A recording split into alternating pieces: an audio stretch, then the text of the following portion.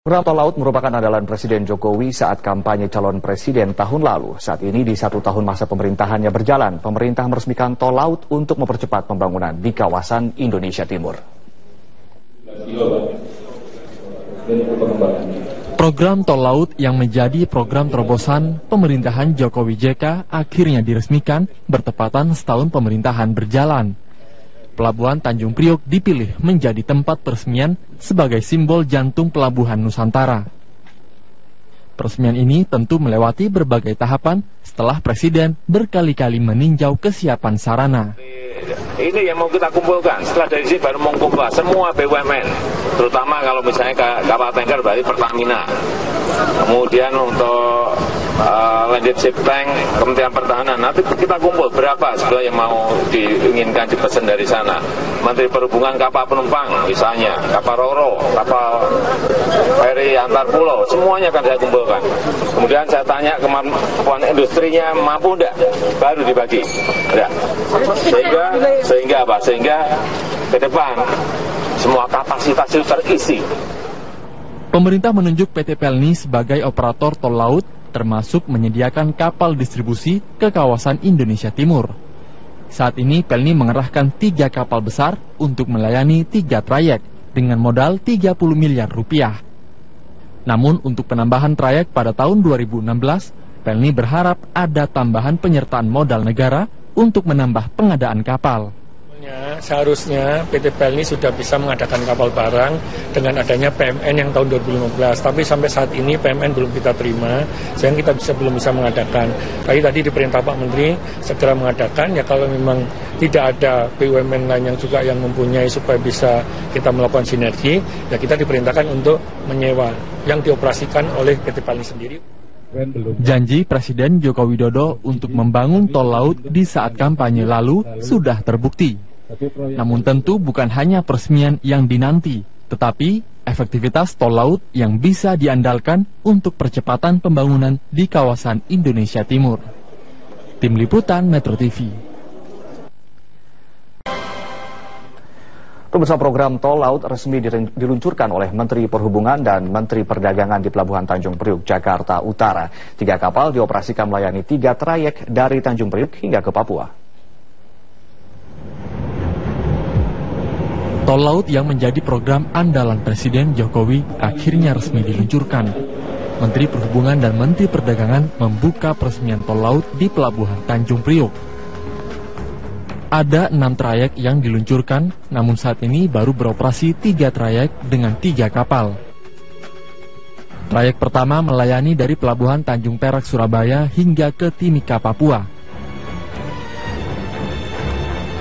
Trayek kedua dari Pelabuhan Tanjung Priok, Jakarta hingga ke Manokwari. Trayek ketiga menghubungkan Tanjung Priok ke Pulau Natuna.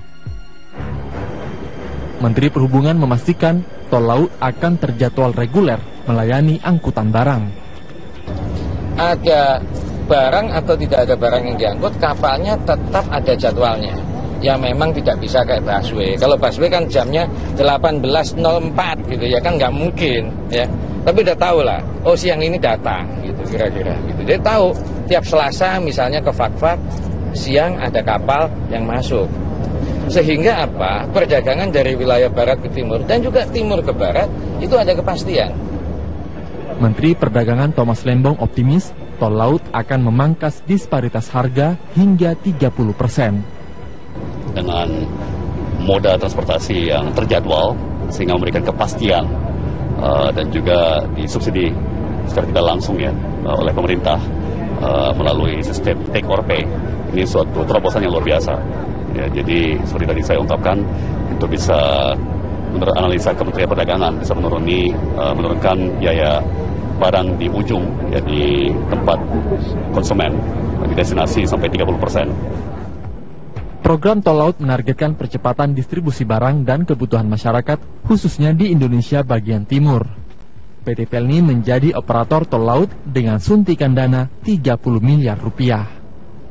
Tim Liputan Metro TV. Ya, FIFA melalui website resminya merilis hasil pertemuan mereka dengan PSSI dan pemerintah Indonesia. FIFA memahami reformasi sepak bola di tanah air. Delegasi FIFA yang diwakili dua exco, Kozo Tashima dan Prince Abdullah merilis hasil pertemuan yang dimulai Senin pagi hingga sore kemarin. FIFA, AFC, dan PSSI serta pemerintah Indonesia secara umum memandang Indonesia sebagai negara sepak bola dengan potensi tinggi. Reformasi pun diperlukan untuk memaksimalkan potensi tersebut.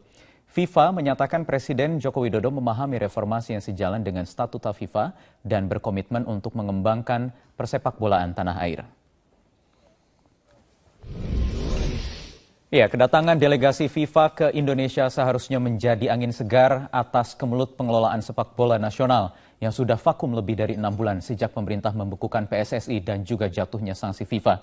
Namun, bisakah seluruh stakeholder, ada PSSI, ada pemerintah, ada juga operator dan juga pemain, serta perangkat pertandingan lainnya bersatu bersama untuk memanfaatkan momentum ini, mereformasi tata kelola sepak bola nasional? Kami akan mengulasnya bersama dua orang narasumber yang sudah hadir di studio Prime Time News malam hari ini. Yang pertama ada CEO PT Liga Indonesia Joko Driono. Selamat malam, Joko. Terima kasih sudah hadir di studio, dan juga ada pengawas sepak bola Budiarto Sambasi. Selamat malam, Mas Was. Malam, Ayu. Terima kasih. Saya ingin ke Mas Joko terlebih dahulu yang tadi siang sudah bertemu langsung dengan perwakilan exco FIFA dan juga AFC.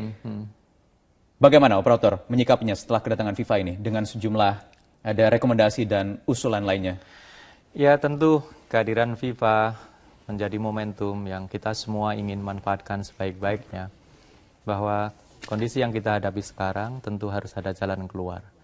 Liga Indonesia yang pada saat sekarang menjadi operator kompetisi profesional, kehadiran FIFA kita manfaatkan sebaik-baiknya dalam konteks sharing tentang hal yang kita hadapi sekarang.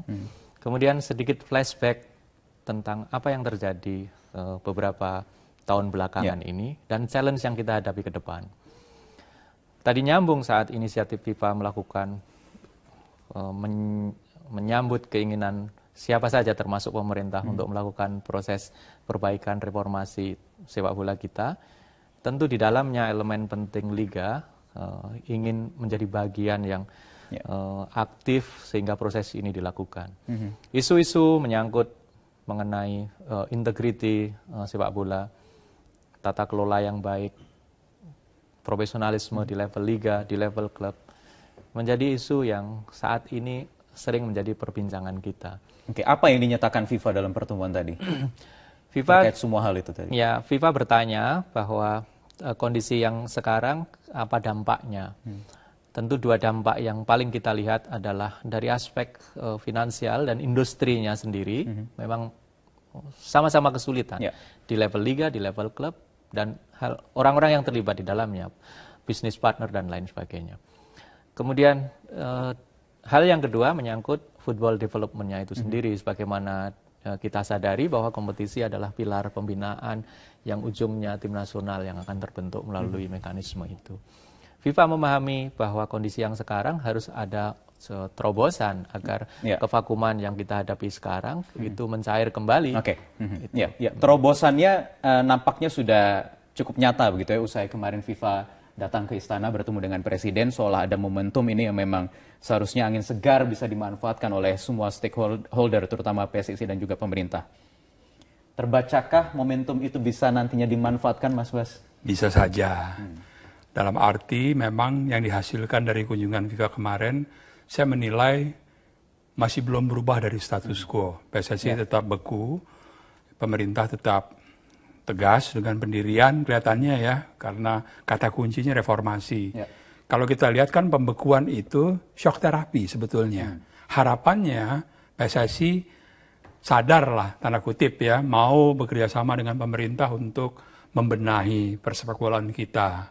Apalagi kemarin ada turnamen kemerdekaan dan Piala Presiden yang kelihatannya memang mengecilkan peranan PSSI. Loh, tanpa PSSI pun kita bisa kok membuat sebuah kompetisi walaupun pendek.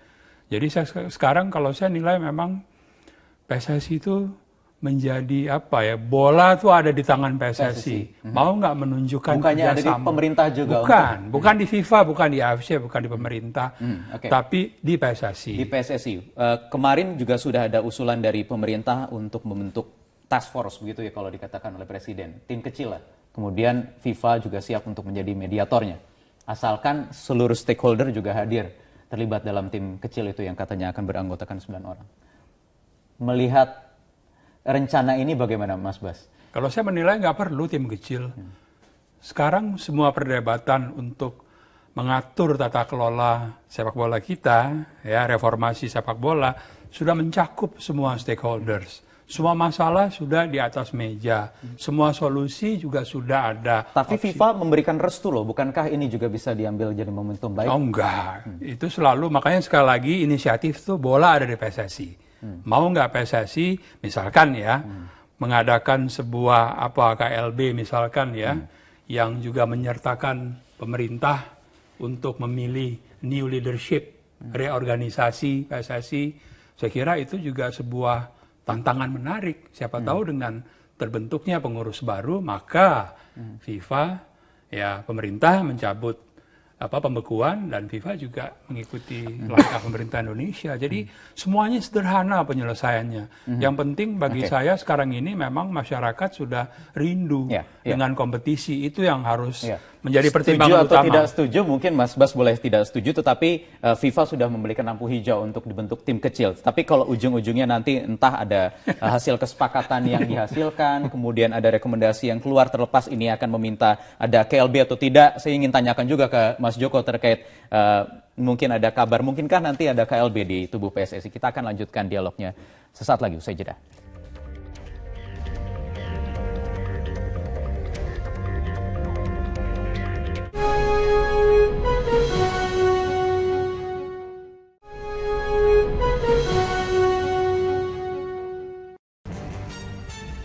Ya, baik, kita lanjutkan perbincangan. Saya ingin langsung ke Mas Joko lagi. Mas Joko, tadi kalau Mas Bas tidak setuju dengan dibentuknya tim lagi, apalagi kemarin sudah ada tim 9 awalnya, kemudian ada tim transisi sudah memainkan peranan masing-masing. Tetapi dari operator dulu ini, PT Liga bagaimana melihatnya? Urgensi dengan dibentuknya tim kecil ini lagi yang nanti akan disupervisi oleh FIFA.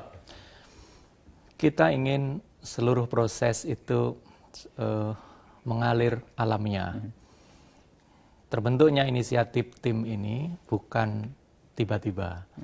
Dari dialog yang sangat intens antara FIFA dengan PSSI, FIFA dengan Presiden langsung, tentu opsi ini yang terbaik yang dipikirkan oleh FIFA. Karena mengakomodasi semua kepentingan begitu, stakeholder. Betul. Karena tahapan berikutnya jauh lebih penting tentang kondisi-kondisi, fungsi, peran dari tim ini, timeline, komposisi orang, agenda yang mau diusung apa.